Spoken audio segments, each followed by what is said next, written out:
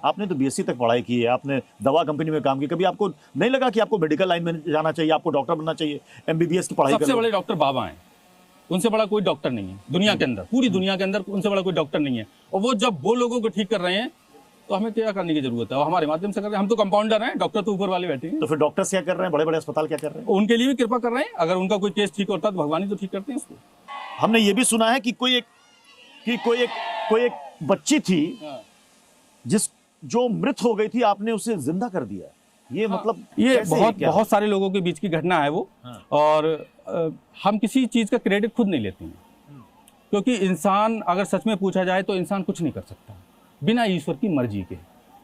कैसे क्या हुआ था जरा बताइए। हाँ, वो थोड़ी घटना है, बहुत ज्यादा फेमस है वो घटना, वो सबको पता है। हाँ, संक्षेप में बता दे रहे हैं उसको। बच्ची एक पानी के टैंक में गिर गई थी यहाँ पर, और पानी के टैंक में गिरने के बाद वो पानी के ऊपर तैर गई। ये मेडिकल साइंस भी कहती है कि तैरता वही है जिसके अंदर ऑक्सीजन लेवल खत्म हो जाता है। 3 साल की बच्ची थी, वो तैर गई, उसको चेक किया गया, सबने चेक किया, मैंने भी चेक किया, उसमें किसी तरीके की कोई सांस वगैरह, कोई धड़कन वगैरह नहीं थी उसमें किसी तरीके की। फिर कैसे आपने जिंदा किया? जल का छींटा लाए, आरती के जल का छींटा उस पर मारा, वो ठीक हो गई। फिर तो महाराज जी कई लोग ये भी कहेंगे कि अस्पताल के अंदर जितने भी लोग वेंटिलेटर पर हैं या आईसीयू में हैं, उनके पास महाराज जी को ले जाओ, महाराज जी सब पर जल छिड़केंगे, सब जिंदा हो जाएंगे। ज्यादातर वेंटिलेटर मोर्चरी में ले जाओ, महाराज जी उस पर जल छिड़केंगे, सारे मुर्दा जिंदा हो जाएंगे। वेंटिलेटर और एम्बुलेंस हॉस्पिटलों से ही आ रही हैं, घरों से नहीं आ रही लोगों के। अगर हॉस्पिटल में ही अगर तो वेंटिलेटर एम्बुलेंस मनोना धाम क्यों आती है, आप बताओ?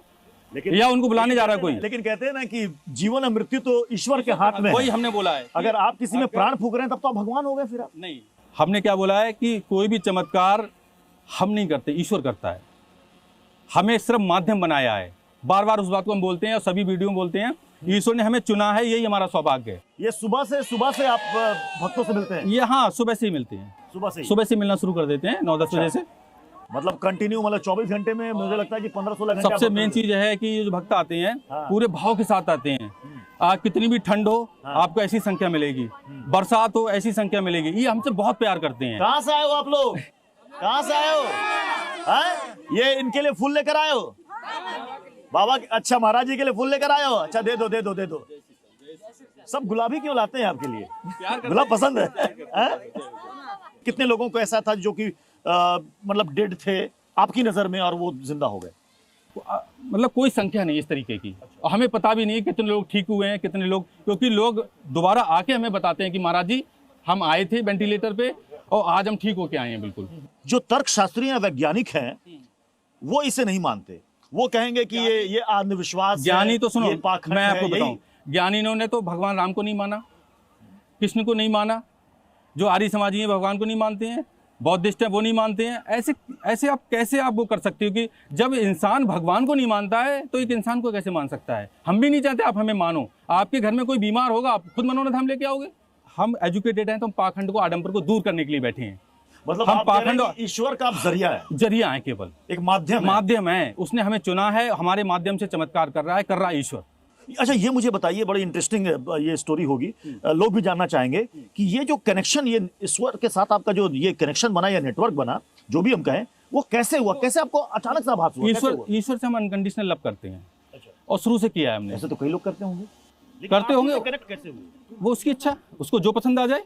क्या कैसे हुए जरा? ईश्वर को हम पसंद आए। हम बार बार कह रहे हैं कि अरबों खरबों लोगों में से छोड़ के हमें चुना। तो चुना तो उन्होंने, हमने तो नहीं चुना। हमने तो जो साधना हमने करी, हमसे भी ज्यादा साधना करते हैं लोग। मतलब ईश्वर ने ऐसा कहा कि ओमेंद्र आप में ये शक्ति आ गई है? भाई ईश्वर ने कहा नहीं, ईश्वर, हमने किसी को कुछ बोला और ईश्वर ने कनेक्टिविटी से उसको ठीक करा, तो करने वाला तो ईश्वर है। तो ये मंत्र किसने दिया? ईश्वर ने दिया है, गुरुदेव ने? ईश्वर। सब ये मंत्र जो होते हैं वो सब ईश्वरीय, ये कोई नहीं जानता, सिर्फ आप ही जानते हैं। हाँ, ईश्वरीय देन होते हैं। और वो मंत्र मैं सोचता हूँ कि वो मंत्र ना कभी किसी धार्मिक पुस्तक में है, सोचो आप, ना किसी शास्त्र में है, ना किसी गुरु ने दिया। वो मंत्र मैं कौन सा दोहराता हूँ और क्यों वो दोहराता हूँ? वो शब्द जो यूज करता हूँ मंत्रों में मैं, वो मुझे खुद भी समझ नहीं है कि वो मंत्र मेरे माइंड में आया कहाँ से। अच्छा, कई लोग अर्जी लगाते हैं, जैसे अभी बागेश्वर धाम है, वहाँ पर लोग अर्जी, वो भविष्य भी बताते हैं, वो भूतकाल भी बता देते हैं, हा? तो कई लोग कहते हैं कि अरे ये सब कुछ होता नहीं है। मतलब क्या ये कोई विधा है, कोई टेक्निक है, या वाकई में कुछ है ऐसा? देखो, किसी उन लोगों के बारे में हमारा बोलना तो गलती है। हम क्यों बोलें किसी के बारे में, वो क्या कर रहे हैं? वो तो उनके जो अनुयायी हैं वो लोग देखें ना कि हम वहाँ जा रहे हैं, हमें फायदा हो रहा है नहीं हो रहा है, वो ज़्यादा अच्छा बता सकते हैं। नहीं, हम क्यों किसी को मानेंगे, हम तो ईश्वर को मानते हैं, हम ईश्वर को मानते हैं, हम ईश्वर को मानते हैं, किसी को गलत भी नहीं बोलते हैं। पानी के लिए आप यहाँ शुल्क नहीं लिया जाता, हमने देखा पानी के लिए कोई शुल्क नहीं लिया जाता। यहाँ किसी चीज के लिए कोई शुल्क नहीं है। यहाँ 100-150 बीघा पार्किंग निःशुल्क है। दुनिया में एक धाम नहीं बता सकते आप जहाँ पार्किंग निःशुल्क हो। ऐसे बड़े बड़े बर्ड लेवल के जिसके हाथ से चमत्कार हो, उससे मिलना निःशुल्क हो। सोचो, हमसे यहाँ पे वो व्यक्ति भी मिल सकता है जिसके जेब में 10 रुपए भी ना हो। तो ये जो अर्जी लोग लगाते हैं उसमें 61 रुपया वाला ये क्या है? ये किसी की इच्छा है रखना है।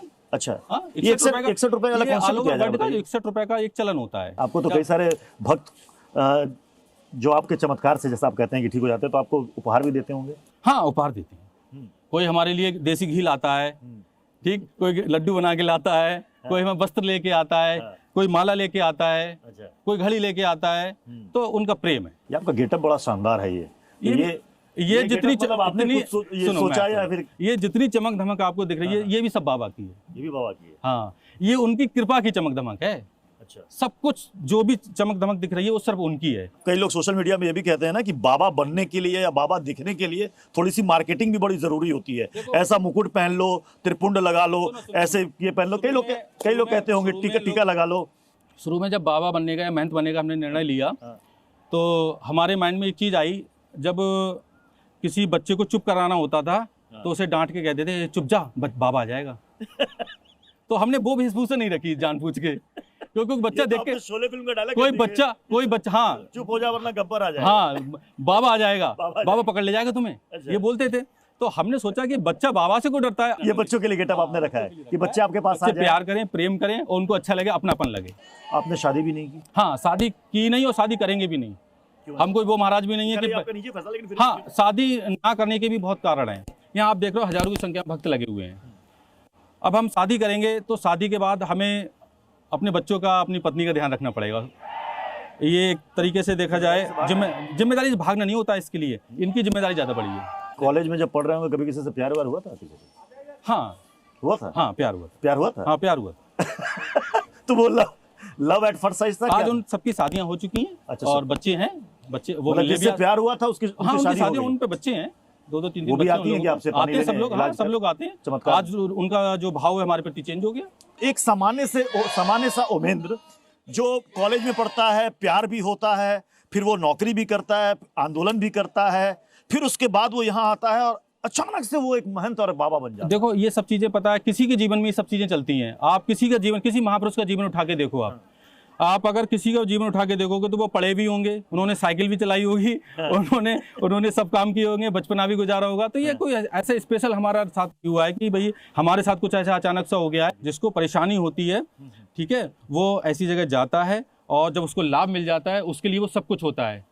सीधी सीधी बात यह है, किसी को भगवान राम है, किसी को ना मानने वाले कुछ भी नहीं है। चलिए महाराज जी, बहुत बहुत शुक्रिया हमसे बात करने के लिए। आपसे बात करके बड़ा आनंद आया और हम ये लोगों के विवेक पर छोड़ते हैं कि ये वाकई में चमत्कार है या फिर कुछ और।